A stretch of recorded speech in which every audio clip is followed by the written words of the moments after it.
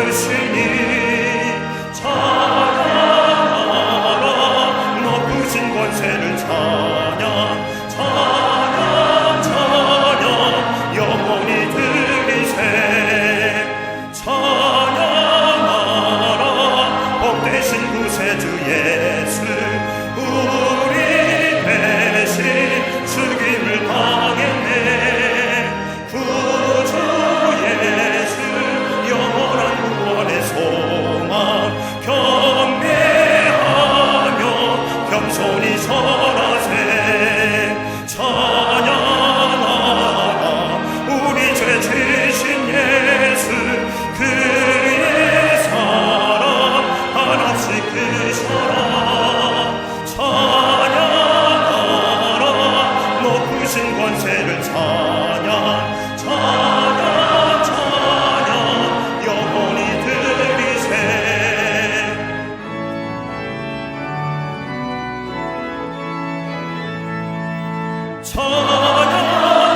찬양하라 복되신 구세주 예수 천사들아 즐겁게 찬양해 구주 예수 영원히 다스리시니 멸류관을 주 앞에 드리세 구주 예수 세상을 이기시고 영광승에 또다시 오시리 찬양하라 높으신 권세를 찬양 찬양 찬양 영원히 들리세 오늘 성경 말씀은 로마서 13장 11절에서 14절 신약성서 258면입니다. 또한 너희가 이 시기를 알거니와 자다가 낄 때가 벌써 되었거늘 이는 이제 우리의 구원이 처음 믿을 때보다 가까웠음이니라. 밤이 깊고 낮이 가까웠으니 그러므로 우리가 어둠의 일을 벗고 빛의 갑옷을 입자. 낮에와 같이 단정히 행하고 방탕과 술 취하지 말며 음란과 호색하지 말며 투기와 시기하지 말고 오직 주 예수 그리스도로 옷 입고 정력을 위하여 육신의 일을 도모하지 말라. 아멘.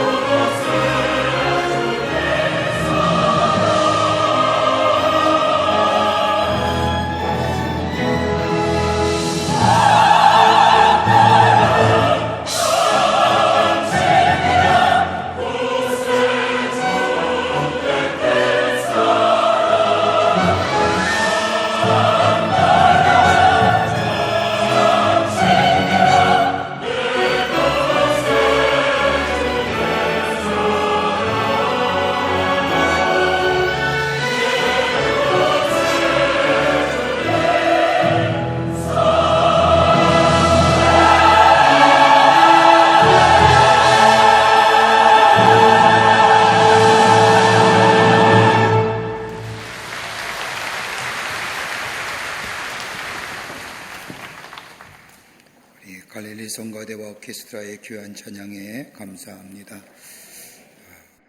좋아하는 찬양이고 은혜 받았습니다. 사람이 세상을 태어나 살아가는 모습을 보면 같은 길을 걸어간다고 할지 모르지만 실상은 질적으로 전혀 다른 길을 걸어갑니다. 겉으로 드러난 삶의 모습은 같을지 모르지만 삶의 질은 전혀 다른 삶의 길을 걸어간다는 겁니다. 삶의 유형들, 걸어가는 삶의 모습을 이렇게 분석해 보면 대체로 4가지 유형에 우리 모두가 다 속해져 있다고 합니다. 여러분 어떤 유형인지 한번 여러분 진단해 보시기를 바랍니다. 그 첫 번째가 다름이 아니라 피해의식에 사로잡혀 사는 인생입니다. 피해의식에 사로잡혀 사는 겁니다. 상황과 환경의 피해자로 사는 사람입니다. 세상에 태어난 것도 피해고 죽는 것도 피해라고 생각합니다. 그러게 모든 우리의 삶에서 일어나는 일들이 다 나를 괴롭게 하는 것이라고 생각하며 삽니다. 그러게 입에서는 언제나 원망과 불평이 끊이질 않습니다. 상황대로, 여건대로, 마치 물이 흐르는 대로 살아갑니다. 이들에게는 내가 책임지는 거 없습니다. 다 다른 데서부터 책임을 돌립니다. 이게 피해의식에 사로잡혀 사는 인생입니다. 두 번째 유형은 항상 배움의 자세로 살려고 하는 사람입니다. 러닝 어프로치라고 얘기합니다. 배우는 자세입니다. 중요하지요. 삶에 있어서의 배운다는 자세, 이것처럼 소중하고 중요한 것은 없습니다. 왜 내게 이런 사건이 내게 있었느냐? 왜 내게 이런 사건이 생겨졌느냐? 원인은 생각하지 아니하고 이 사건을 통하여 내가 무엇을 배워야 하느냐? 늘 구도자의 자세로 살아가는 겁니다. 언제나 배우고 배우는 삶의 자세입니다. 그런데 문제는 배우려고 하는데 삶의 결단이, 실행이 없습니다. 그렇게 늘 구도하는 겁니다. 늘 고민하는 겁니다. 아는 건 많은데 실제의 삶에는 적용이 없다는 겁니다. 배움의 자세입니다. 러닝 어프로치의 인생입니다. 세 번째 있다고 한다면 주도적인 자세로 삶을 살아가는 겁니다. 리딩 어프로치입니다. 인생을 주도적으로 살고 창조적인 자세로 살아가려고 하는 사람입니다. 어떤 경우에도 스스로 피해자라고 생각하지 않고 가해자라고 생각합니다. 남 때문에 내가 불행해진다고 생각하는 것이 아니라 나로 인하여 다른 사람이 불행해진다고 생각하며 사는 삶입니다. 내 책임은 당연히 내가 질 뿐만 아니라 다른 사람의 책임까지도 내가 집니다. 근데 이런 인생에는 문제가 하나 있습니다. 다른 사람에 대하여 필요한 것처럼 보이지만 그의 삶에는 굉장히 강압적이지요. 이게 지나치면 교만해 보입니다. 교만하면 무너지지요. 또 하는 인생이 있습니다. 긍정적인 자세로 살아가는 인생입니다. Gain Oriented Worldview라고 해서 언제나 득을 생각합니다. 절대로 인생을 살면서 적자로 계산하지 않습니다. 잃어버렸다고 생각하는 법이 없습니다. 언제나 얻는다고만 생각하는 인생관입니다. 다 주어진 시간, 그냥 흘러가는 크로노스의 시간이지만은 그러나 이 인생관을 가진 사람은 크로노스의 시간이 아니라 한 번밖에 없는 절대적인 카이로스의 시간을 살아갑니다. 오늘 마지막이라고 생각하며 최선의 삶을 살아갑니다. 우리 인생은 어디에서 갈까요? 오늘 우리가 함께 읽은 이 성경의 말씀은 바울이 로마에 있는 그리스도인을 향하여 하신 편지의 말씀의 내용입니다. 오늘 이 편지의 말씀을 보면 우리에게 유독 시선을 끄는 단어 하나가 있습니다. 13장 11절의 말씀을 보면 이 시기를 알거니, 여기서 말하는 시기라고 하는 것은 시간을 얘기하는데 그냥 흘러가는 시간이 아니라 지금 주어진 이 시간, 지금의 시간을 얘기하는 겁니다. 지금의 시간을 아느니, 안다는 겁니다. 여러분 오늘 본문의 말씀을 가만히 생각해 보면 오늘 본문의 말씀은 마지막 때에 있어서의 그리스도인의 삶에 대하여 바울이 진솔한 마음을 가지고 쓴 편지의 내용입니다. 당시에 모든 것은 다 로마로 통한다는 것처럼 정치, 경제, 문화, 군사, 교통 다 로마로 통하고 로마가 세계의 중심지에 서 있었습니다. 그러기에 세계 모든 종교들이 다 로마에 유입됐습니다. 거기에는 다원주의도 있었고 거기에는 향락주의도 있었고 다신 숭배 사상도 있었을 뿐만 아니라 로마의 황제를 숭배하는 신앙도 있었고 그리고 개인의 부활을 믿는 신앙도 있었습니다. 이렇게 혼합된 종교 속에서 그리스도인으로 살아간다는 것이 그렇게 쉬운 일이 아닙니다. 이런 시대에 살고 있는 로마의 그리스도를 향하여 바울은 시기를 알 때니 마지막 지금의 시간의 의미, 시간의 마지막의 의미를 너희가 알거니 라고 이야기하면서 오늘 본문의 말씀을 보면 빛의 갑옷 예수 그리스도의 옷을 입으라고 권면하고 있습니다. 사랑하는 성도 여러분, 지금 우리가 살고 있는 시대가 어떤지요? 아마 2000년 전의 로마의 시대와 더하면 더하지 덜하진 않았을 겁니다. 우리 주변에 얼마나 물질 만능주의입니까? 다 돈으로만 해결하려고 하죠. 자식이 죽어도 마지막에는 뭐요? 돈으로 해결하지 않습니까? 돈에 돌고 도는 겁니다. 얼마나 절대적인 것을 부정하지요. 하나님에 대한 절대성 부정하려고 하지요. 더 나아가 인간의 존엄성이 무시되고 험하고 땅한 것들이 우리 주변에 얼마나 많이 있고 성행하는지, 이러한 시대 속에서 온전한 그리스도인으로서 믿음의 삶을 견지하며 온전한 제자의 삶을 살아가는 것이 쉽지 않습니다. 그럼에도 불구하고 바울은 로마서 12장 2절의 말씀을 보면 너희는 이 세대를 본받지 말고 오직 마음을 새롭게 함으로 변화를 받아 하나님이 선하시고 기뻐하시고 온전한 뜻이 무엇인지 분별하도록 우리에게 말씀하십니다. 하나님의 거룩하고 선하시고 온전한 뜻이 무엇인지 분별하여 마음을 새롭게 하여 시대를 따라가지 않는 삶, 이 세대를 본받지 않는 삶, 복음에 합당한 생활, 진리 안에 확고한 구원관을 가지고 사는 인생, 어떤 인생일까요? 오늘 본문의 말씀에 몇 가지로 함께 은혜를 나누며 하나님의 말씀을 살펴보고자 합니다. 첫째는 구원의 때가 가까이 왔음을 기억하라는 겁니다. 오늘 12절 말씀을 보십시오. 밤이 깊고 같이 가까이 왔다고 얘기합니다. 밤이 깊었다는 겁니다. 깊은 밤으로 치닫고 있다는 겁니다. 여러분 한번 생각해 보십시오. 밤이 깊었다는 것은 곧 낮이 여명이 가까이 왔다는 것을 의미합니다. 밤이 깊으면 아침을 예고하지요. 밤이 깊다는 것은 그만큼 아침이 가까이 왔음을 이야기합니다. 여명의 시간이 다가왔음을 의미합니다. 여러분, 요즘 우리의 사회의 가장 큰 이야기들이 뭐냐면 양심적 병역 거부라는 이야기입니다. 그것이 다 신앙적으로 저들이 믿는 신앙 때문에 신앙의 양심상 병역을 거부한다는 겁니다. 여러분, 국민의 4대 의무가 뭡니까? 교육과 근로와 납세와 병역입니다. 여러분, 우리에게 주어진 이 의무 감당하지만 국민임을 누리는 권리를 포기해야지요. 참 안타깝지요? 많은 사람들이 이것에 동참합니다. 인권이란 미명 아래. 여러분, 이 나라는 누가 지킵니까?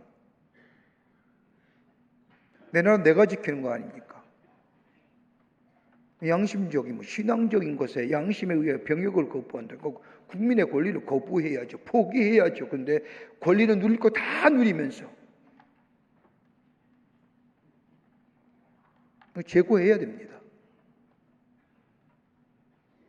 제가 군대 생활할 때 보칠 때 가장 힘든 보초 시간이 뭐냐면 3시와 4시입니다. 도대체 이때 캄캄한 밤에 초병이 되어 보초를 쓰는데 아침이 올지 왜 이렇게 그렇게 그 밤이 깊어만 가는지, 지루하다 못해 그러다 보면 여명이 박는데 그 여명이 얼마나 신비스러운지요.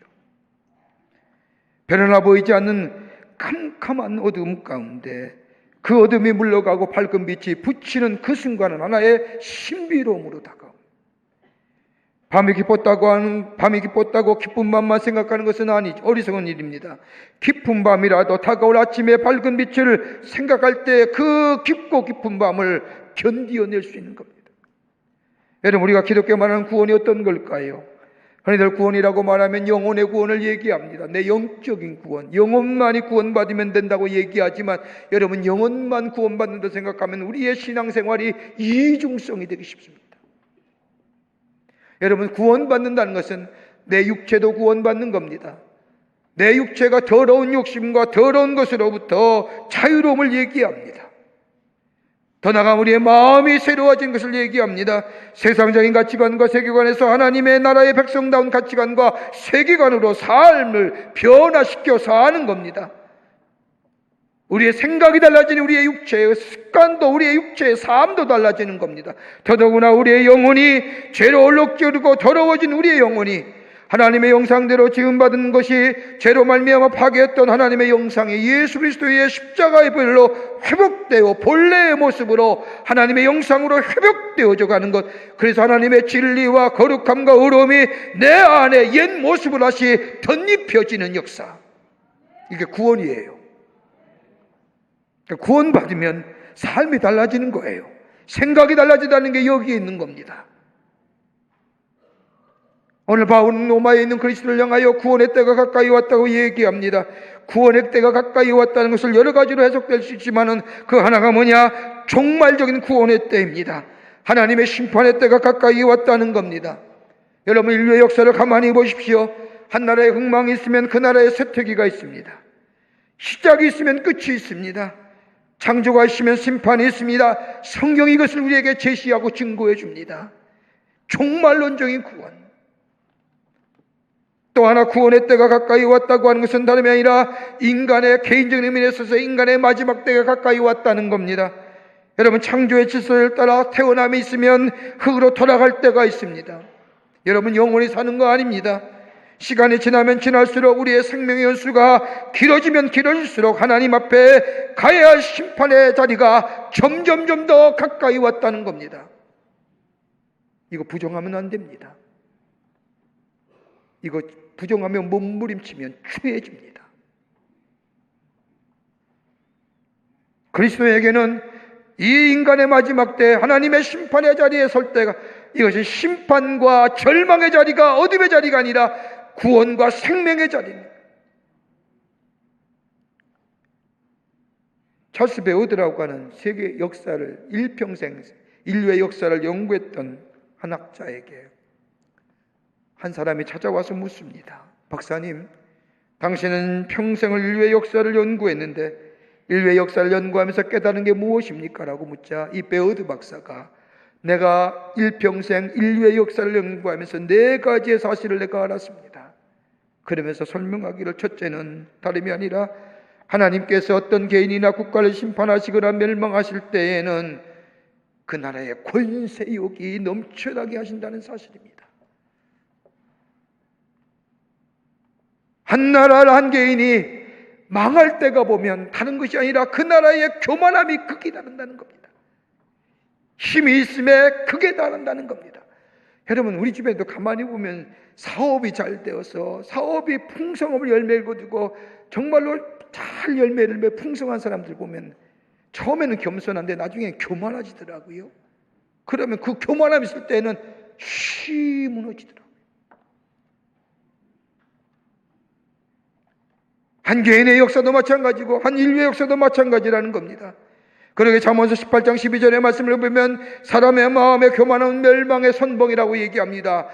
교만함이 크게 당하면 넘어진다는 거예요. 베어드는 인류의 역사를 연구하면서 이걸 알았다는 겁니다. 또 하나 베어드가 얘기하기를, 하나님의 심판의 맷돌이라는 것은 아주 천천히 돌고 있는데 때로는 돌지 않은 것처럼 보이지만 그 사실상 그 심판의 맷돌은 천천히 돌면서 악과 선, 불의와 의를 고르게 갈라 세밀하게 골라 심판하신다는 겁니다. 우리는 종종 세상을 보면서 얘기합니다. 하나님의 공의가 어디 있느냐, 하나님의 정의가 어디 있느냐라고 이야기하지만 베오드가 인류의 역사를 연구하면서 보니 하나님의 심판의 맷돌은 천천히 돌아가지만은, 우리에게 보이지 않는 것처럼 천천히 돌아가지만은 그 돌아감 속에 하나님의 공의와 하나님의 정의가 선과 악과 불의와 선의를 철저하게 심판하시더라는 겁니다. 무서운 얘기입니다. 그러기에 시편 36편의 말씀을 보면, 30편의 말씀을 보면 악인의 형통함을 부러워하지 말라는 겁니다. 언젠가는 뭐예요? 하나님의 심판받는다는 거예요. 하나님의 공의와 정의가, 하나님의 심판의 때가 그 악인을 잰다는 겁니다. 세 번째, 베오드가 얘기하기를 인류의 역사를 연구하면서 느낀 것이 있다고 한다면 다름이 아니라 인간의 눈은 이해가 되지 않는 전쟁과 기근, 많은 재난들, 곳곳에 일어나는 엄청난 인류의 사건들, 그러나 가만히 보면 하나님은 그것을 통해서 새로운 창조의 역사를 열어 가시더라는 겁니다.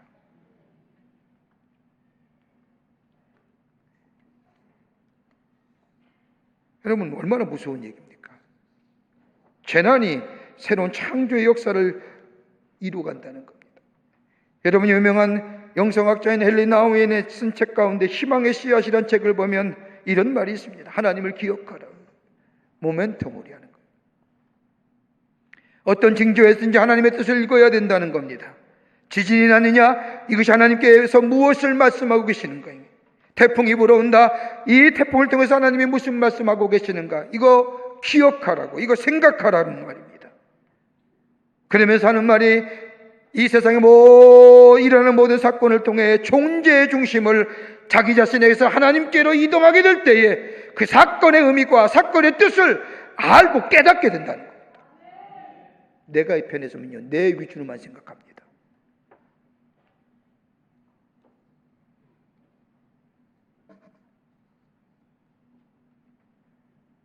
가만히 보십시오. 파괴인 것 같지만 창조가 일어나지 않습니까? 또 하나, 베드로가 얘기합니다.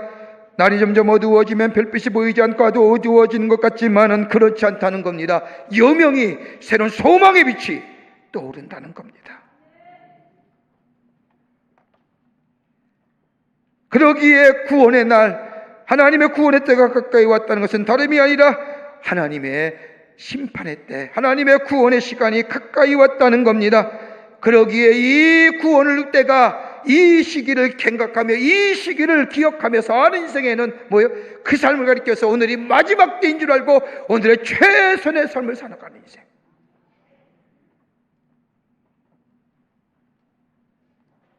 하나님의 질서와 하나님의 뜻, 심판만 있는 것이 아니라 심판 뒤에 다가올 아침을 바라며 사는 세상. 그러기에 깨어있으며 근신하며 사모하는 인생. 이게 구원의 때에 서 있는 하나님의 백성의 삶. 바울은 이것이야말로 하나님의 삶이요 그리스도인의 삶이라 우리에게 말씀하고 계십니다. 두 번째는요, 어둠의 일을 벗어버리라는 겁니다. 구원의 때가 가까이 왔을 때에 우리가 해야 할 날이 아니라 12절의 말씀을 보면 바울이 로마의 그리스도인들에게 얘기하기를 우리가 어둠의 일을 벗고라고 얘기합니다. 어둠의 일을 벗으라는 겁니다. 그러면서 구체적으로 13절 말씀을 보면 어둠의 일이 무엇인가를 얘기합니다. 방탕과 술 취하지 말며 음란과 호색하지 말며 쟁투와 시기하지 말며. 여러분, 어둠에 속한 자들의 일을 가만히 보면 방탕과 술 취함과 음란과 호색과 쟁투와 시기의 일이다. 여러분, 우리 주변에 가만히 보십시오. 얼마나 많은 사건과 일들이 일어나고 있는지요. 술 취함과 방탕. 여러분, 우리나라의 이 심리적인 생각 갖고 있는 게 뭐예요? 술의 문화입니다. 술에 되는. 가만 보십시오. 우리나라 사회에 가만히 보면 술로 시작해서 술로 망하지요. 기분 좋아도 한 잔, 기분 나빠도 한 잔, 스트레스 받아도 한 잔, 스트레스 해소돼서 한 잔, 좋아서 한 잔, 슬퍼서 한 잔, 즐거워서 한 잔, 울어서 한 잔. 아침에는 아침 이슬 먹고 저녁에는 저녁 이슬 먹고.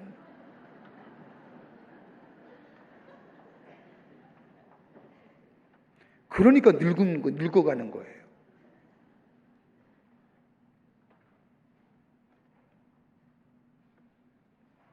얼마나 많은 사람이 술에 취해서 하는지, 얼마나 많은 선정과 온통 호색한 것들이 만무하고 있는지요. 서로 싸우기 바쁘지요. 용서와 용납, 자비와 긍휼은 도무지 우리의 삶 속에, 우리의 사회 속에 찾아보기 쉽지 않지요. 그래서 자비와 긍휼을 베풀기만 하면 대소득비라며 자비와 긍휼의 선행을 알리지요. 그 우리 인간이 가지고 있는 본성의 마음인데,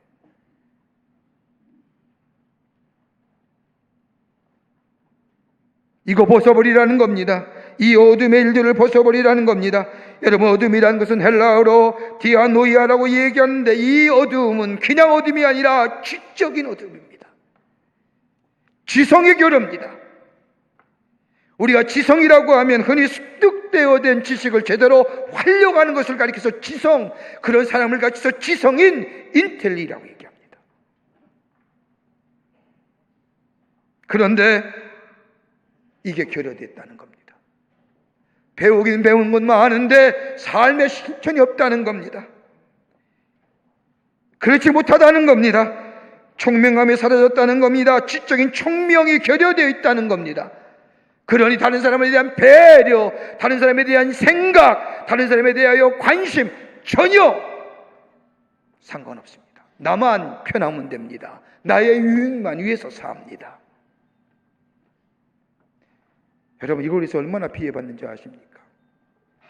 제가 사는 동네에 주차장이 좀 부족해서 들어가다 보면 양열로 이렇게 2열로 주차되어 있어 나올 때가 되면 한 차밖에 나오질 못합니다. 그런데 주차장에서 도로로 나오려고 하면 이렇게 커브를 돕니다. 그러니까 기역자 커브를 도는데, 커브 도는 거기에 우리나라의 최고의 수입고가의 최고 비싼 차 2대가 거기에 딱 있는 겁니다. 그 사람이 한 사람이 소유한 차입니다. 물론 자신은 거기에 세워놓고 들어오기 나가기 쉽게 해서 거기를 세워놨지만, 우리 같은 사람은 운전해 나가면 두렵습니다. 행여나 핸들을 잘못 꺾으면 부딪히면 어떡할까? 부딪히는 순간 내 차 가지고는 도무지 감당을 못할 터인데, 그러니까 속도를 일부러 늦추는 겁니다. 아니, 늦추는 것보다 두렵고 떨리는 마음으로 그 길 걸어가는 겁니다. 배웠잖아요. 그렇게 하면 안 된다는 거 배우잖아요. 우리가 배우는 건 나 3살 때 배운 겁니다. 유치원에서. 줄 잘 세워야 되느니라, 다른 사람 배려해야 되느니라, 다 배웠던 것 성인이 돼도 그거 지키지 못하는 거예요. 지성의 결여예요. 총명함의 결여입니다. 그러니까 윤리와 도덕이 없는 거예요.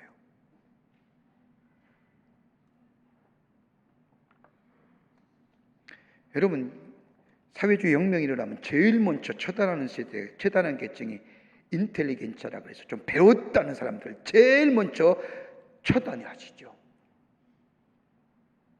여러 가지 이유가 있을 겁니다. 하나는 많이 배웠기에, 또 하나는 배워도 쓸모없는 배움이기에.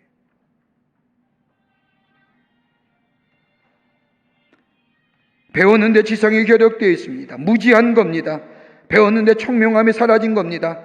지성이 결여되고 총명이 사라지니 윤리와 도덕적인 것이 사라집니다. 여러분, 무지하다는 것, 여러분, 죄는 어디서부터 옵니까? 무지입니다. 여러분, 우리가 다 예수 믿고 구원받아서 하나님의 사람이 되고 그러기에 무엇이 죄인지 알기에 죄 짓지 않고 살지 않습니까? 그러나 예수 모르는 사람은 알지 못하기에 죄 짓는 겁니다. 알면서 죄 지면 양심에 화인 맞았다고 하지 않습니까? 그리스도가 아니 계셨다고 얘기하지 않습니까? 어둠의 길과는 도덕적인 절대 기준이 사라진 겁니다. 절대 기준이 사라졌다는 것은 그 안에 뭐예요? 하나님의 말씀, 절대가 하나님의 말씀이 사라졌다는 겁니다. 말씀이 없기에, 진리가 없기에 절대 기준인 도덕과 윤리가 사라져 버렸다는 겁니다. 여러분, 왜 우리 사회가 왜 이렇게 왜 이렇게 혼란스럽습니까? 거짓이 통하는 사회, 요즘에 거짓 얼마나 많이 됐습니까? 진실이 없는 것 같습니다. 얼마나 무서운 말입니까? 왜 그런지 아십니까? 절대가 사라진 겁니다. 하나님의 말씀이 그 가운데 없다는 겁니다. 하나님의 말씀이 사라지니 절대 기준과 절대 가치의 상실이 가져오고 거짓이 난무하고 어둠의 모습입니다. 무지함의 결과지요. 이 어둠에서 나오라는 겁니다. 이 어둠에서 나올 뿐만 아니라 예수 그리스도의 신앙 안에 굳건히 서 있으라는 겁니다. 예수를 구원의 주로 영접하고 예수 안에 내 삶을 의지하며 이것만이 구원의 길이 있고 여기에만이 영생이 있으며 여기에만이 참된 진리가 있음을 믿고 그 안에 거하라는 겁니다. 그럴 때 어둠에 물칩니다. 그래도 부족합니까? 성령의 도우심을 구하라 말씀합니다. 로마서 8장 26절의 말씀을 보면 성령도 우리의 연약함을 도우시나니 우리가 마땅히 빌바를 알지 못하나 오직 성령이 말할 수 없는 탄식으로 우리를 위하여 친히 간구하시느니라. 우리를 도우시는 성령, 하나님의 영이 우리 안에 있으면 우리를 거룩해 하게 하시고 우리의 구원의 완성을 도와줄 뿐만 아니라 우리를 진리 안에 거하게 하시고 무엇이 옳은지 무엇이 그른지 무엇이 바른 삶인지 알게 하시고 깨닫게 하시고 가게 하시는 역사. 이게 어둠을 벗어나는 길입니다. 여기에 하나님 우리를 통하여 하나님의 위대한 역사를 이루어 가십니다. 끝으로 한 발자국 더 나가 바울은 예수 그리스도의 옷을 입어야 한다고 얘기합니다. 예수 그리스도 옷 입으라는 겁니다. 어둠을 벗어버릴 뿐만 아니라 예수 그리스도의 옷을 입으라고 말합니다. 12절 말씀을 보면 우리가 어둠의 일을 벗고 빛의 갑옷을 입자. 빛의 갑옷은 뭐냐? 14절 말씀에 이렇게 얘기하지요. 예수 그리스도로 옷 입으라. 예수 그리스도의 옷이 무엇입니까? 창세기에 나타난 인간의 창조를 보면 하나님 인간을 창조하실 때 하나님의 형상대로 인간을 만드셨습니다. 이미지 오브 갓. 참 듣기만 해도 얼마나 기쁜 말입니까? 하나님의 형상대로 지음받은 겁니다. 내 안에 하나님의 형상이 있었습니다. 그런데 인간 가운데 죄가 들어옴을 말미암아 하나님의 형상이 파괴되었습니다. 하나님이 인간을 창조하실 때 우리에게 부어주신 하나님의 의로움, 하나님의 본성이며 우리에게 같이 공유할 수 있는 그 하나님의 본성 가운데 의로움과 거룩함과 진리가 우리 가운데 있었는데 죄로 말미암아 이 의와 이 거룩함과 이 진리가 파괴됩니다. 그런데 하나님 우리를 긍휼히 여기셔서 예수 그리스도를 이 땅에 보내주셔서 우리의 죄를 대신 담당하여 십자가에 달려 돌아가시고 우리의 죄과를 토말하심으로 우리 안에 하나님의 영상을 회복시켜 주셨습니다. 하나님의 의로움이, 하나님의 거룩함이, 하나님의 진리가 우리를 덧입혀 주셨습니다. 그리고 하나님의 말씀으로 인하여 우리 안에 하나님의 의가 드러내며 하나님의 거룩함이 드러내며 하나님의 진리가 드러내는 삶, 구별된 삶, 세상의 아리와 풍기를 따라가는 삶이 아니라 내 안에 하나님의 영이 계심으로, 진리가 계심으로, 의로움이 있으므로, 거룩함이 있으므로 저 세상을 따라가는 것이 아니라 하나님의 말씀에 순종하며 하나님의 말씀 안에 거하는 삶, 구별된 삶 사는, 이게 거룩한 삶, 예수 그리스도로 옷 입힌다는 겁니다. 여러분, 거룩하다는 게 뭘까요? 여러분, 히브리어로 카도시라고 얘기하는 것은 구별되다는 겁니다. 다른 것으로부터 벗어난다는 겁니다. 다른 사람이 된다는 겁니다. 하나님이 내 안에 계심으로, 성령이 내 안에 계심으로, 하나님의 영이 나를 인도하심으로 저 세상의 것을 따라가는 것이 아니라 하나님의 의와 진리와 거룩함으로 인도함 받는 인생이 될 때 여러분, 세상과 구별되지 말라고 해도 구별된 인생 사는 거예요. 그게 없으니까 아류되는 겁니다.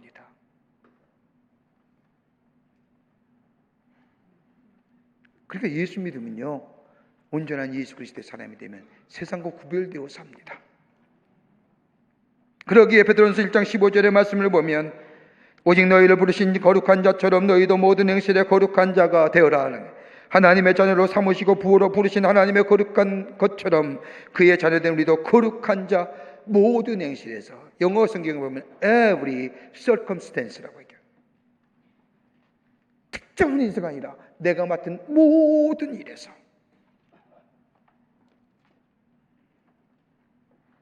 하나님의 거룩하심이 드러나는 거예요.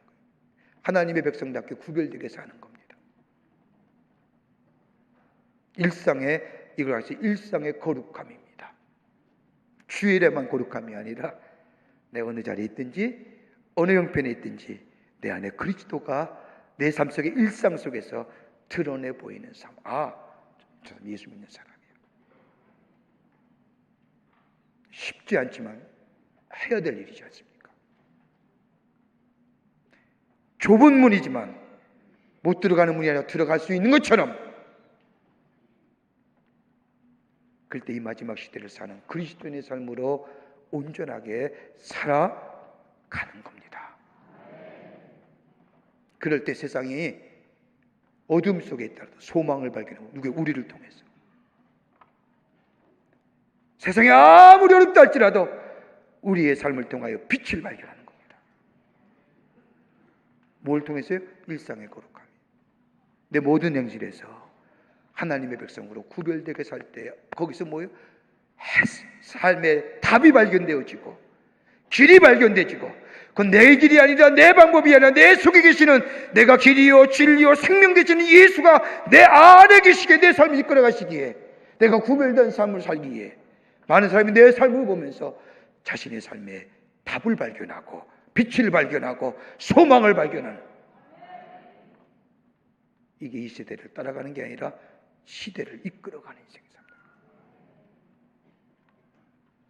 오늘 여러분이 저와 정말 이 시대 속에서 시대를 본받지 않고 하나님의 거룩함과 의로움과 진실함을 드러낼 뿐만 아니라 이 어두운 세상에 빛을, 소망을 주며, 그리고 하나님의 살아계심을 증거하며 사는 모든 행실입니다.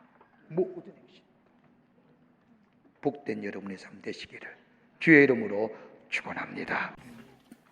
지금은 우리 주 예수 그리스도의 크신 은혜와 하나님 아버지의 한량없으신 사랑하심과 성령님의 교통하심이 거룩한 주의 날 주의 전에 올라와 우리의 마음과 정성을 모아 하나님 앞에 예배하며 주신 말씀 가슴에 품고 이 마지막 때에 어둠의 일을 벗어버리고 예수 그리스도로 옷입어 하나님 나라의 귀한 삶으로 주님 앞을 살아계신을 증거하는 삶으로 살아가기로 결단하고, 성전에 물러선 우리 모든 광림의 권속들과 영상을 통하여 하나님 앞에 예배되는 한국교회 성도들과 그 밖의 거룩한 백성들 위해 주께서 지금으로부터 영원토록 함께 하시기를 간절히 축원하옵나이다.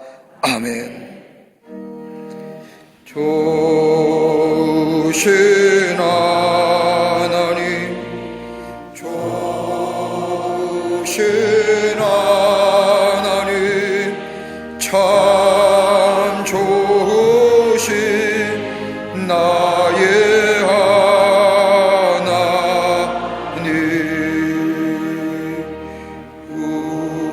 우리의 예배를 받으신 하나님, 참 좋으신 나의